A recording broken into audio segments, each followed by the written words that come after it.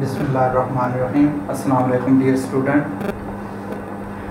बेटा आज हम डीसी मशीन का नया आर्टिकल जो है वो स्टार्ट है। उसी आर्टिकल को हमने कंटिन्यूस रखना है।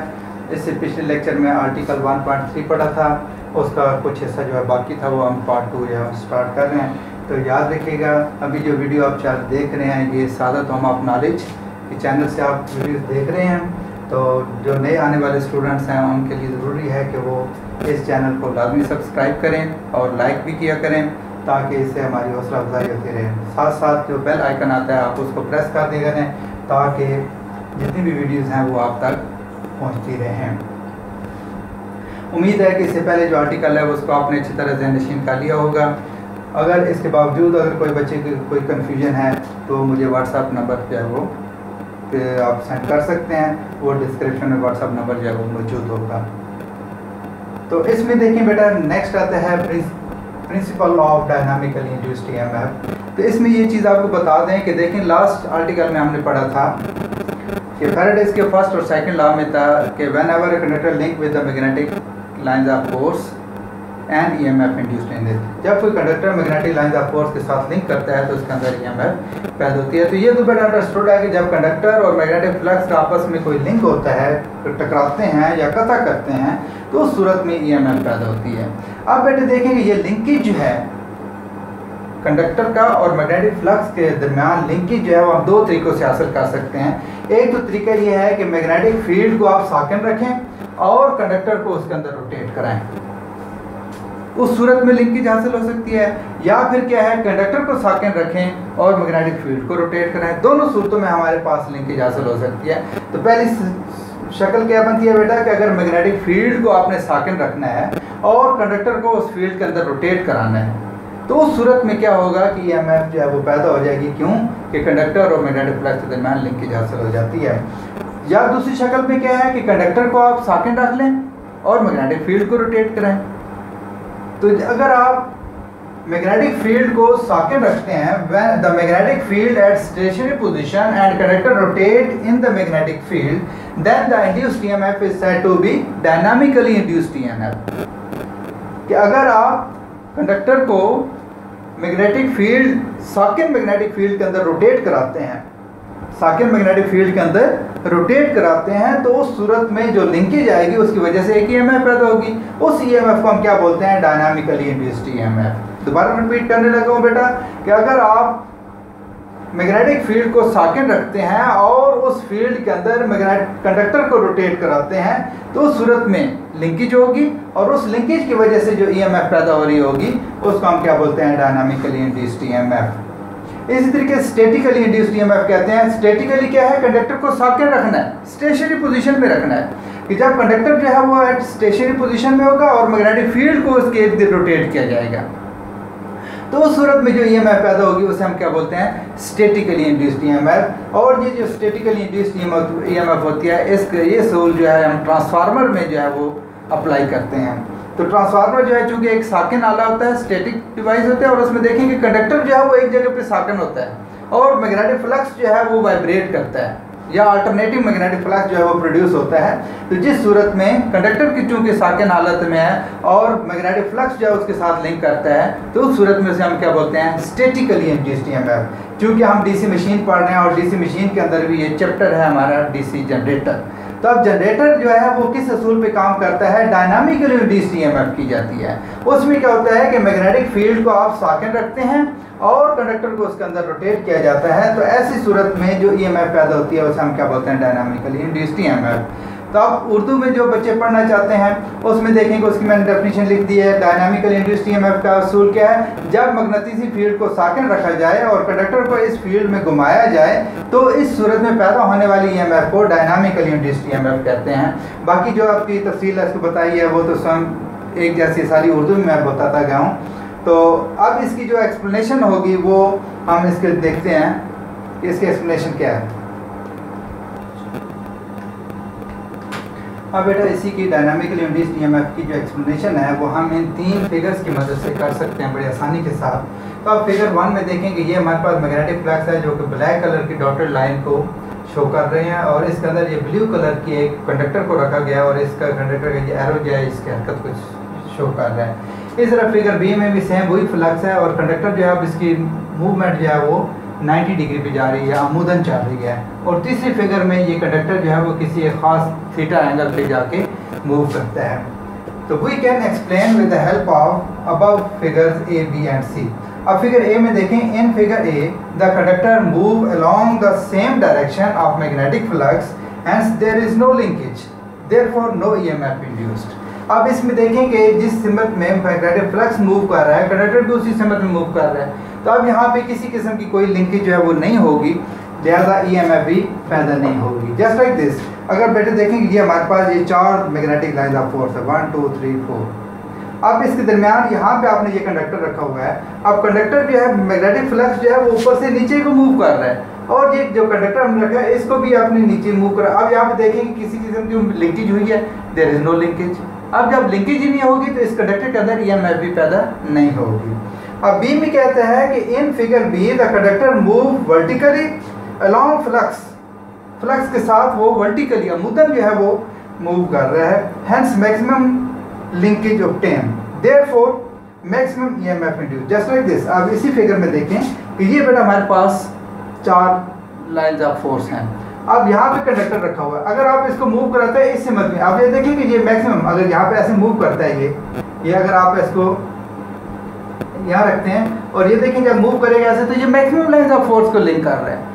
अब मैक्सिमम लाइंस ऑफ फोर्स के साथ लिंकेज की वजह से क्या होगा कि इसके अंदर ईएमएफ भी मैक्सिमम पैदा होगी। तो इसी फिगर में ये चीज़ बताई गई है, in figure be the conductor move vertically along flux, hence maximum linkage obtain, कि वहाँ पे हमें मैक्सिमम लिंकेज जो है वो हासिल होगी, देयरफॉर मैक्सिमम ईएमएफ इंड्यूस्ड, जब ईएमएफ जो है वो मैक्सिमम होगी। इस तरह फिगर सी में देखें कि ये सेम वही मैग्नेटिक लाइंस ऑफ फोर्स हैं और ये कंडक्टर यहाँ पे रखा। अब यहाँ पे देखें इस सिमत में ये मूव करा रहे हैं। अब यहाँ पे देखें जब मूवमेंट होगी तो किसी एंगल थीटा के साथ ये हरकत कर रहे हैं। अब इसके साथ जो इसके अंदर ईएमएफ पैदा होगी वो हम मज़ेदार तरीके से हम बेटा अगर करते वो अभी मैं आपको बताता हूँ वो कैसे होगी। अब इसमें देखें कि ये जो बच्चे उर्दू में करना चाहते हैं उनके लिए क्या है कि इसकी वजाहत ऊपर वाली इश्काल से की जा सकती है शक्ल ए के मुताबिक, यानी कि ए शक्ल के मुताबिक कंडक्टर उसी सिमत में हरकत कर रहा है जिस सिमत में फ्लक्स हरकत कर रहा है, लिहाजा कंडक्टर और फ्लक्स में कोई लिंकेज नहीं हो रही, लिहाजा ईएमएफ भी पैदा नहीं होगी। शक्ल बी में, इस शक्ल में कंडक्टर फ्लक्स को अमूदन कता कर रहा है, लिहाजा यहाँ पर ज़्यादा से ज़्यादा लिंकेज होगी और ज़्यादा से ज़्यादा ईएमएफ पैदा होगी। इस शक्ल में कंडक्टर फ्लक्स को ज़ाविया थीटा पर कता कर रहा है, लिहाजा पैदा होने वाली ईएमएफ को मुतज़ाद तरीके से अखज़ किया जा सकता है। अब बेटा इसकी जो एक्सप्लेनेशन थी जो थर्ड सी पार्ट है और सी फिगर जो बनाई थी जिसमें जब कंडक्टर जो है वो किसी एंगल थीटा के ऊपर जाके लिंक कराता है तो उसको एक्सप्लेनेशन जो ईएमएफ पैदा होती है उसको यूज करते हैं कि let B the magnetic flux density in weber per metre. फर्ज करते हैं कि हमारे पास ये जो फ्लक्स है, ये फ्लक्स जो है, इस फ्लक्स की जो मैग्नेटिक फ्लक्स डेंसिटी है वो बी से हम ज़ाहिर करते हैं। B the magnetic flux density in weber per metre square. Weber per metre square इस मैग्नेटिक फ्लक्स डेंसिटी की यूनिट होती है या इसको टेस्ला भी बोलते हैं। L be the length of conductor, ये जो बीच में कंडक्टर आपने रखा हुआ है इस कंडक्टर की जो लंबाई है वो हमने फ़र्ज किया है एल मीटर है। D T be the change in time in second. अब डेफिनेट जिस वक्त ये कंडक्टर जो है वो यहाँ से मूव करता है तो यहाँ पे टाइम भी चेंज हो रहा है, इस पोजीशन पे टाइम कुछ और होगा, जब ये मूव करके साइड पे आएगा तो टाइम भी चेंज हो जाएगा।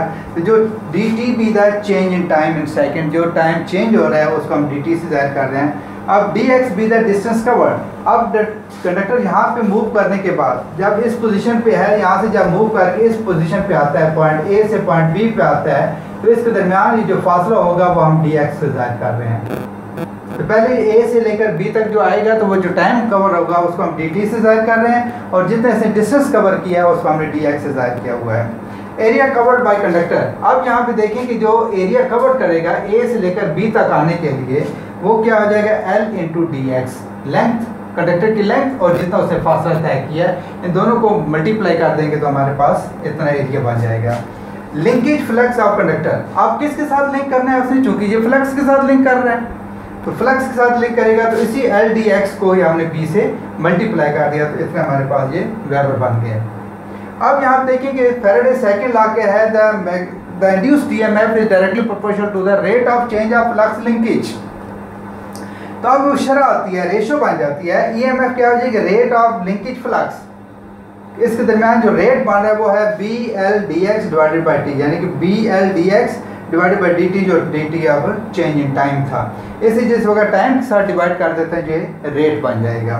अब यहाँ पे dx और dt को मैंने अलग कर लिया, BL को मैंने अलग कर लिया। अब dx upon dt क्या है, ये आपने मैथमेटिक्स में सेकेंड ईयर की जो मैथ है उसमें आपने ये देखा होगा कि वेलोसिटी जो है वो rate of change of distance, जितना वो डिस्टेंस कवर करेगा और जिस रेशो से कर रहा होगा वो क्या कहलाती है, वेलोसिटी कहलाती है। तो आप उसमें देखेंगे हैंस E किसके बराबर हो जाएगा, BL। इस dx upon dt की जगह हमने वेलोसिटी v लिख दिया। अब इतने वोल्ट बन जाएंगे। अब दोबारा आप इस फिगर पे आते हैं, ये देखें कि इस फिगर के अंदर तीनों पोजीशन जो है वो कंडक्टर की शो की गई हैं। अब इसमें देखेंगे ये कंडक्टर पहले इसको हॉरिजॉन्टली चल रहा था, ये नीचे, फिर ये वर्टिकली गया, ये वाली वर्टिकली गया, this will be movement vertically show कर रही है, और ये एक एंगल पे जा रहे थे, यानी कि A, B और C फिगर को मैंने इकट्ठा यहाँ पे एक ही फिगर के अंदर जम कर दिया है। अब यहाँ पे ये बेटा एंगल थीटा आ रहा है। अब यहाँ पे जो E पैदा हो रही है, E = BLV वे जो हमने शो किया है, E = BLV वोल्ट, ये हाइपोटेन्यूज है, इन दोनों का जो सम है वो BLV बन रहा है। अगर आप इस एंगल थीटा का साइन लेते हैं तो साइन थीटा लेने से क्या हो जाएगा, परपेंडिकुलर अपॉन हाइपोटेन्यूज होता है, और परपेंडिकुलर हमारे पास क्या है, BLV। साइन थीटा किसके बराबर, परपेंडिकुलर अपॉन BLV आ जाएगा, और BLV उधर जाकर मल्टीप्लाई करेगा। अब परपेंडिकुलर तो एज इट इज रहा, हाइपोटेन्यूज की जगह क्या लिखेंगे, BLV। तो ये BLV बेटा दूसरा जाकर मल्टीप्लाई करेगा तो ये परपेंडिकुलर बन जाएगा। तो परपेंडिकुलर क्या है, यहाँ पे जो EMF पैदा होगी वो हो जाएगी E = BLV साइन थीटा। इसी तरीके से अगर आप इसको भी देखते हैं, इस चीज को देखते हैं, यहाँ पे अगर इसका cos थीटा एंगल लेते हैं, cos theta = base upon hypotenuse बन जाता है, बेस अपॉन हाइपोटेन्यूज। अब हाइपोटेन्यूज की वैल्यू पुट करेंगे BLV के फॉर्म में, तो cos theta = base upon BLV। अब ये BLV तो जाकर मल्टीप्लाई हो जाएगा, तो बेस किसके बराबर हो जाएगा, बेस = BLV cos थीटा, तो ये इसके बराबर आ जाएगा। अब यहाँ पे जो EMF पैदा हो रही होगी, अब चूंकि देखें cos थीटा 0 डिग्री पे है, अब यहाँ पे देखें E = बन जाएगा BLV cos थीटा। अब यहाँ पे देखेंगे एंगल कितना है बेटा, हमारे पास एंगल कितना है, 90 डिग्री है। इस पे यहाँ पे एंगल 90 डिग्री है, तो 90 डिग्री cos 90 0 होता है, तो यहाँ पे थीटा किसके बराबर आ रहा है बेटा, थीटा = 90 डिग्री। अब E = क्या बन जाएगा, BLV cos 90। cos 90 किस बराबर होता है, 0। cos 90 0 होता है, जब इसके साथ मल्टीप्लाई होगा तो E किसके बराबर जाएगा, 0 पे। और ये चीज़ वो आपको बताई थी कि इस पोजीशन के ऊपर जब कंडक्टर जो है वो हॉरिजॉन्टली मूव करता है, जिस सिमत में मैग्नेटिक फ्लक्स मूव कर रहा है उसी सिमत में करेगा, तो यहाँ पे एंगल जो है वो 90 डिग्री होने की सूरत में यहाँ पे जो EMF पैदा हो रही है वो 0 डिग्री बन जाए, 0 होगी। किसी बच्चे को अगर इस आर्टिकल में कोई समझ ना हो तो बेटा मुझे व्हाट्सअप कर दीजिएगा, तो मैं इंशाल्लाह इसको दोबारा रिपीट करा दूँगा। तो लास्ट में आपको फिर यही बताना है कि आप इस चैनल को बेटा लाजमी सब्सक्राइब किया करें, लाइक करें वीडियोस को, और दूसरे दोस्तों को शेयर करें ताकि ज़्यादा से ज़्यादा बच्चों का फ़ायदा हो। और इसके साथ साथ अपने कमेंट्स से लाजमी हमें आगाह किया करें ताकि हमें पता चले कि कौन सा बच्चा जो है वो किस पोजीशन पे जा रहा है। और बेल आइकन को भी आप प्रेस करें ताकि हर आने वाली नई वीडियो जो है वो आप तक पहुंच जाए। थैंक यू वेरी मच बेटा, अल्लाह हाफिज़।